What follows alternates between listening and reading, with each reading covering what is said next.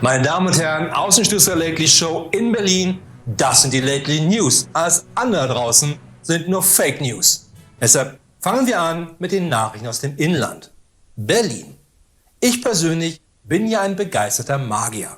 Und dank meines Ruhmes nicht aus dieser kleinen Nachrichtensendung, sondern wegen der Videos auf Pornhub bin ich nun Ehrenpräsident der Magiergilde.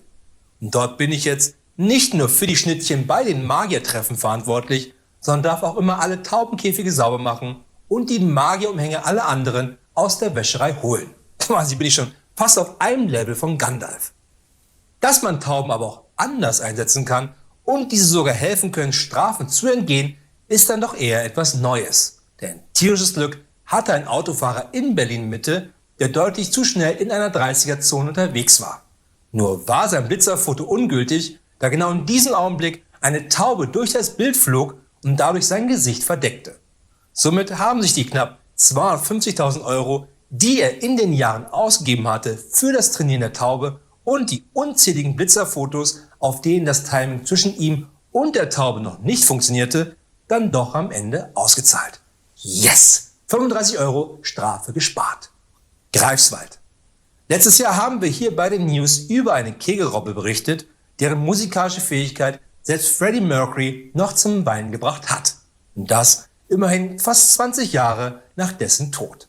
Leider muss ich nun mitteilen, dass diese Kegelrobbe namens Kegel Robbie Williams leider verstorben ist. Wie so viele Tierstars vor ihr an einer Überdosis verdorbenen Fisches. Und damit reiht sich Kegel Robbie Williams ein zu den anderen berühmten Tieren, die auch nicht älter wurden als 27 Monate. Wie der berühmte Hase Jim Morrison oder die wunderbare Sängerin Amy Winehouse Schnecke. Und natürlich der Erfinder des Tiergrunge Kurt Cobain Igel. Dabei gab es gerade aus Sicht der Kegelrobben nur Positives zu vermelden. Denn dank dem generellen Jagdverbot auf Kegelrobben hat sich deren Bestand wieder stark vergrößert. Ach, Menno, ruft nun ein extra nach Greifswald gereister Orca. Jetzt habe ich mir extra ein paar neue Harpunen gekauft für die Robbenjagd und dann darf ich nicht einmal die mehr jagen. Naja, da muss ich in der Ostsee halt wieder auf menschliche Taucher Jagd machen. Die schmecken ja fast genauso gut wie Robben. Kommen wir nun zu den Nachrichten aus dem Ausland. Madrid. Autofahrten früher waren für uns Kinder immer schon mega langweilig. Denn lange bevor Dinge wie Gameboys oder Smartphones existierten, gab es nur eine einzige Beschäftigung für jedes Kind auf einer langen Urlaubsfahrt mit dem Auto, nämlich immer wieder zu fragen, sind wir schon da? Und aus genau diesem Grund hatte dann Steve Jobs überhaupt erst das iPhone erfunden. Wahre Geschichte, denn es gibt dazu eine Achterbahn in Disney World. So etwas Ähnliches muss sich auch ein Fahrer eines LKWs gedacht haben, als er über die Autobahn in Madrid fuhr. Nur leider fuhr er auf dieser in Schlangenlinien, der sich bei der Fahrt ein Porno anschaute. Zu seiner Verteidigung meinte der Fahrer dann zu den Polizisten, die ihn angehalten hatten, dass er den Porno nicht sah, um sich etwa auch bei der Fahrt daran zu erfreuen, sondern nur weil ihn die Handlung so in den Bann gezogen hatte. Und genau deswegen durfte der Fahrer dann natürlich ohne Strafe weiterfahren, während komischerweise der Streifenwagen der Beamten danach in Schlangenlinien fuhr. Prag. Dass die Herrschaft der Maschinen kommen wird, ist so sicher wie das Amen der Kirche oder eine neu gedrehte 8. Staffel von Game of Thrones. Mein Tipp für das Finale dann: Die ganze Welt von Game of Thrones hat in Wirklichkeit nur in dem Auge eines Riesen stattgefunden. Mindfuck. Eine andere Art von Mindfuck haben mehrere Prager Polizisten erlebt, als sie nachts zu einem Firmengelände gerufen wurden, bei dem der Einbruchsalarm ausgelöst wurde. Doch anstatt nur den ein oder anderen Einbrecher bei frischer Tat zu ertappen, fanden sie nur einen Roomba vor, der den Boden säuberte. Natürlich waren die Beamten überrascht und machten noch den ein oder anderen Witz über den Schwerverbrecher Roomba, während dieser unbeeindruckt weiter den Boden säuberte.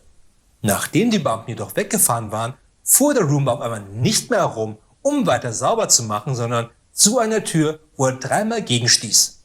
Dann öffnete ihm ein anderer Roomba und er konnte in den hinteren Bereich des Geländes zurück, um nun in aller Ruhe weiter Crystal Meth kochen zu können.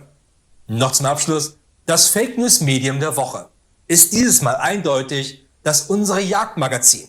Es hat sich gezeigt, dass das Failing Unsere Jagdmagazin nur vollgestopft ist mit Fake News. Eifrige Zuschauer dieses kleinen Segmentes haben ja mittlerweile schon mitbekommen, dass ich den ein oder die andere Prominente als Patentante bzw. Patenonkel habe. Umso überraschter war ich 2017, als mein Patenonkel 3. Grades offiziell zur Jagd ausrief, nämlich Alexander Gauland. Keine Ahnung auf wen, aber ich hoffe mal auf Minderheiten, wie zum Beispiel AfD-Wähler. Komischerweise war es nur dann wieder vollkommen still geworden um diese von meinem Patenonkel angekündigte Jagd. Ab und zu gab es zwar Meldungen, dass wieder einmal ein AfD-Wähler im Wald verschwunden ist, aber auch nicht mehr. Nur das hätte ja alles sein können, vielleicht Wölfe oder eine Alienentführung oder eine Menschenjagd durch reiche DAX-Vorstände unter meiner Führung. Umso überraschter war ich dann, als ich beim Taxidermieren in der Tasche eines AfD-Wählers das Unsere Jagd-Magazin fand. Ich dachte, das was im Teutoburger Wald passiert, bleibt auch im Teutoburger Wald. Oder hängt nun über meinem Kamin. Deshalb sei gewarnt, Unsere Jagd-Magazin, die dunkelgelbe Lately Fake News Karte an dich und du stehst ab sofort auf der Abschlussliste eines reichen DAX-Vorstandes. Das waren die Lately News. Wir sehen uns wieder am Montag. Und nicht vergessen, alles andere da draußen sind nur Fake News.